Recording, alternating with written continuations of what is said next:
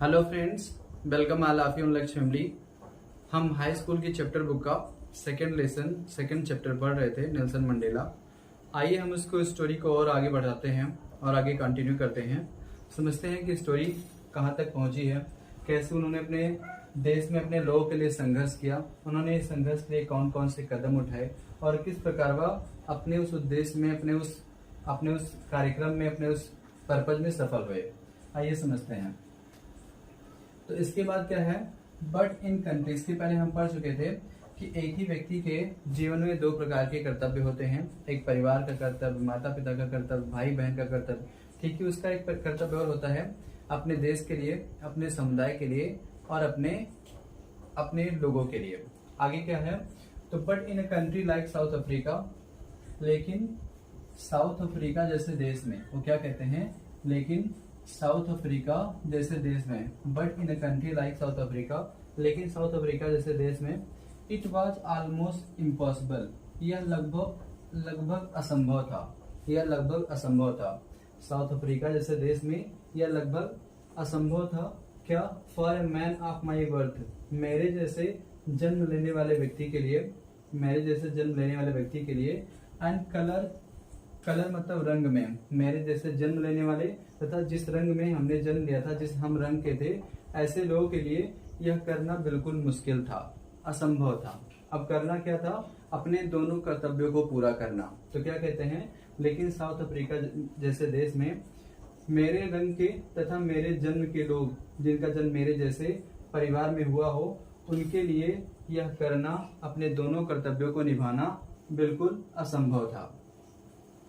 To fulfil both of those obligation, इन दोनों कर्तव्यों को पूरा करना उस व्यक्ति के लिए जो कि उनकी जाति में हुआ हो या उनके कलर में, मतलब वह अश्वेत हो, उसके लिए यह कार्य बिल्कुल असंभव था।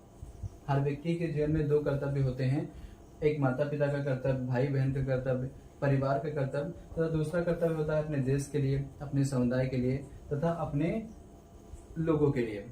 ठीक उसी प्रकार साउथ अफ्रीका में भी था, लेकिन वो क्या कहते हैं कि ये सभी जो ओबलाइजेशंस थे, जो ये सभी कर्तव्य थे, दोनों कर्तव्यों को पूरा करना मेरे जैसे कलर में तथा मेरे जैसे समुदाय में जन्म लेने वाले व्यक्ति के लिए पूरा करना असंभव था। कहाँ, साउथ अफ्रीका जैसे देश में।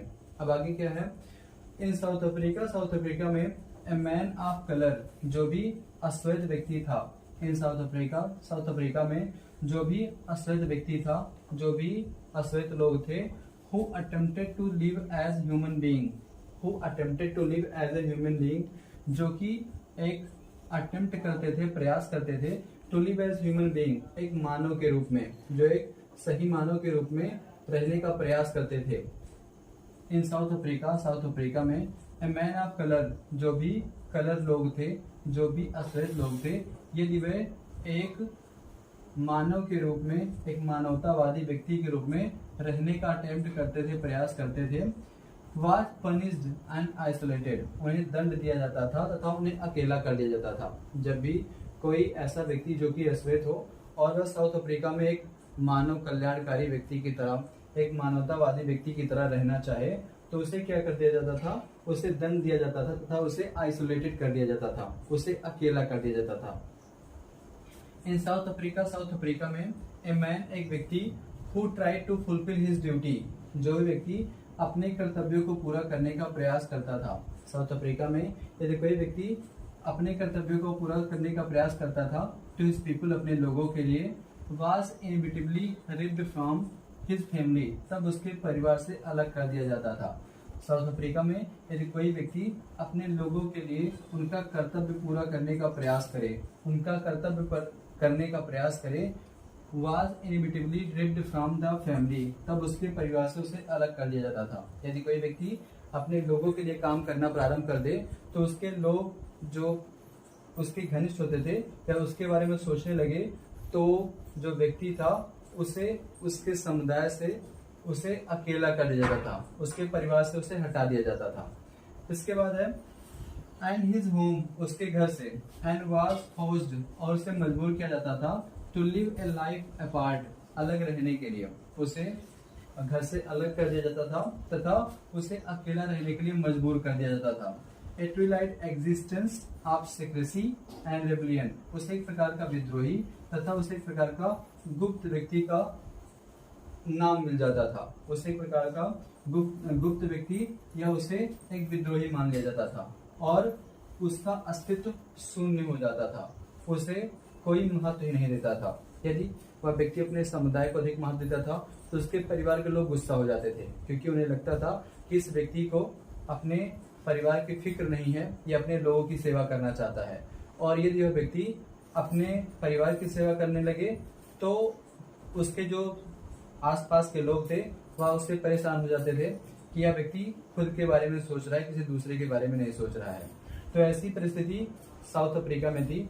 वो क्या कह रहे हैं कि मतलब जो भी व्यक्ति अपने लोगों की सेवा करने का प्रयास करता था उसे उसके परिवार से तथा उसके घर से अलग कर दिया जाता था और उसे अकेला रहने के लिए मजबूर किया जाता था। एक ऐसा जीवन जो कि विद्रोही जैसा हो, जो छिपा हुआ हो, जिसका थोड़ा अस्तित्व हो, मतलब अपना पूरी पहचान न बनाने पाए। I did not in the beginning, प्रारंभ में मैंने नहीं चुना। I did not in the beginning, प्रारंभ में मैंने नहीं चूज किया, मैंने नहीं चुना। To place my people above my family, प्रारंभ में मैंने अपने परिवार से बढ़कर अपने लोगों को नहीं समझा। मैंने पहले अपने परिवार से बढ़कर अपने लोगों को महत्व नहीं दिया।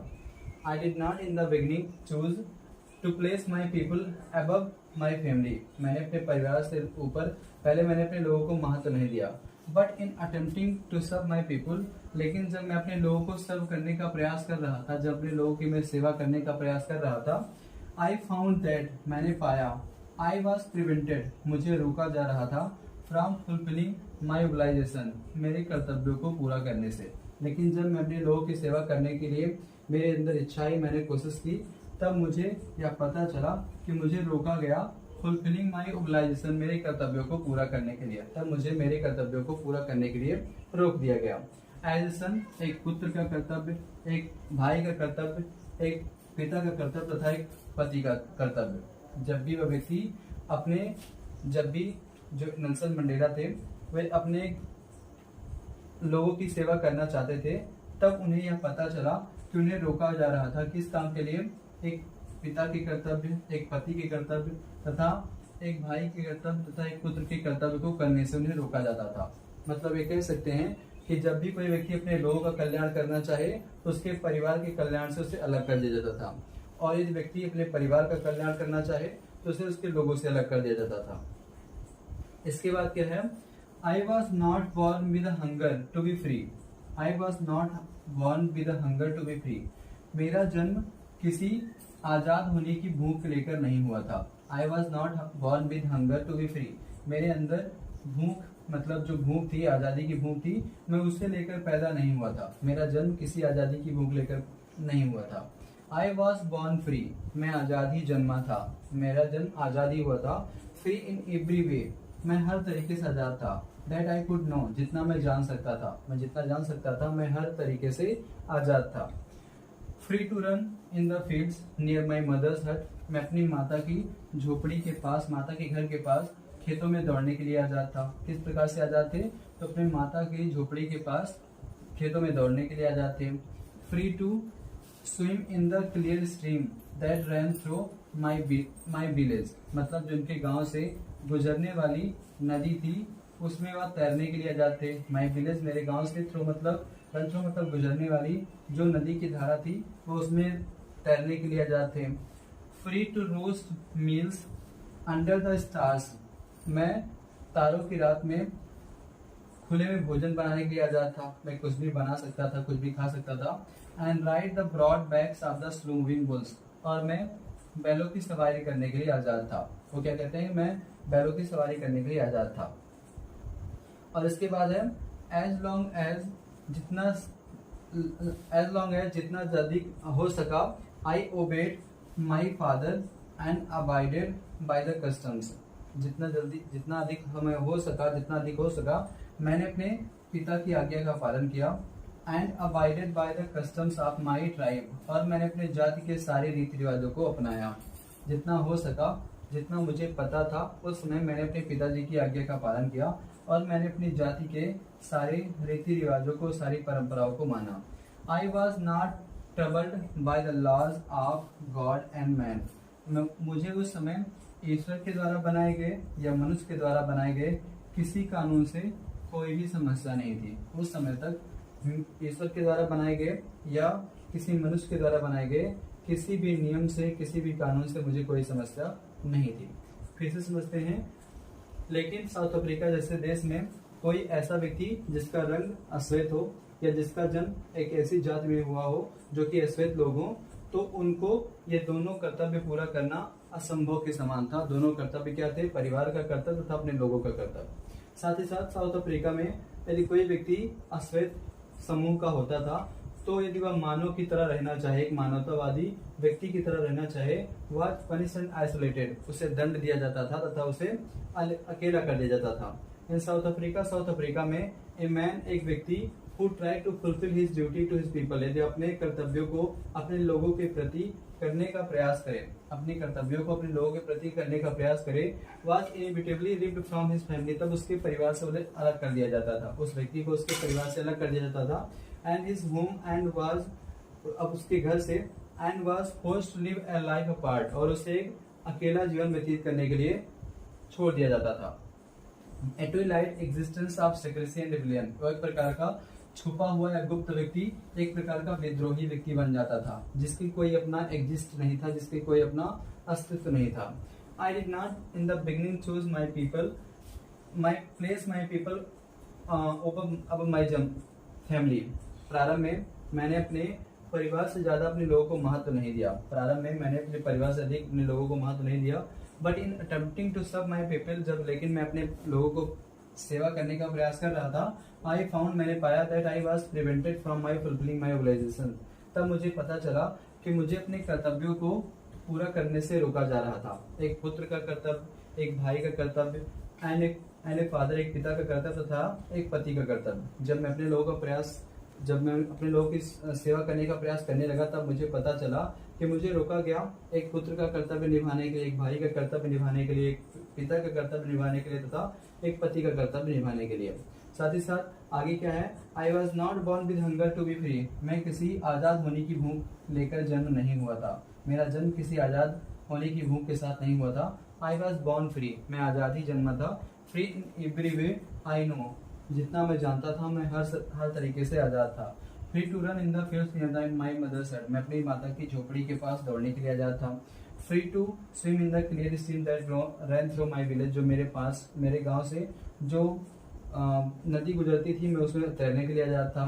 Free to roast meals under the stars, तारों की रात में मैं भोजन बनाने के लिए आजाद था। And ride the broad bags of the slow moving bulls, और मैं बैलगाड़ी की सवारी, मतलब बैलों की सवारी करने के लिए आजाद था। As long as I obeyed my father, जितने समय तक मैंने अपने पिताजी की आज्ञा मानी और मैंने अपनी जाति के सारे जो कस्टम थे, रीति रिवाजे थे, उसे मैंने माने। I was not troubled by the laws of man और गॉड, तब तक मुझे ईश्वर के द्वारा बनाए गए या भगवान के द्वारा बनाए गए किसी भी कानून से कोई समस्या नहीं थी। नेक्स्ट वीडियो में हम इसे कंटिन्यू करेंगे। धन्यवाद।